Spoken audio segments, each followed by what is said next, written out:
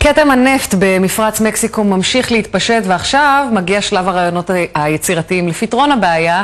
ערב טוב נחמה רונן, יושבת ראש תאגיד המחזור. ערב טוב לינוי. אז עד כמה המצב חמור? לפני כחודש הודיע בריטיש פטרוליום כממדי הדליפה הם כ-100 חביות ביום. מסתבר שלא 100, 50,000 חביות ביום. אז מי שמתגייס להציל את המצב, קווין קוסטנר, הכוכב מהוליווד, עד לא מזמן הוא רקד עם זאבים.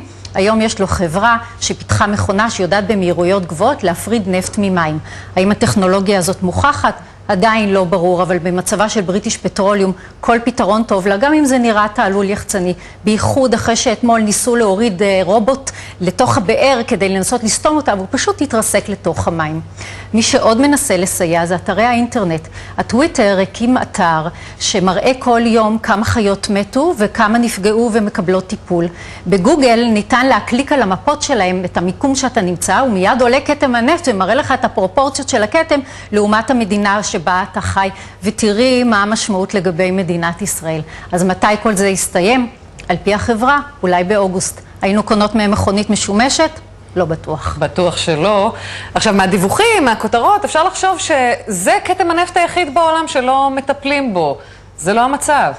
אז בניגריה, בנהר הניג'ר, דולף נפט כבר 50 שנה ומזהם את כל דלתת הנהר. המומחים טוענים שאין מקום בעולם שנפגע כל כך מדליפות נפט כמו בניגריה, ולכן התושבים שם פשוט לא מצליחים להבין איך יכול להיות שמפרץ מקסיקו מרכז את כל תשומת הלב העולם ובהם אף אחד לא מתעניין. אגב, מי שאחראי על הדליפה בניגריה זה גם תאגיד אמריקאי. הפעם זו חברת של.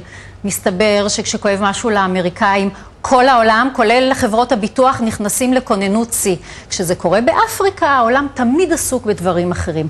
מסקנה, אם אתה לא מארצות הברית או אירופה, אף אחד לא ידאג לאינטרסים שלך, אגב, בשום דבר. תודה רבה נחמה. ערב טוב.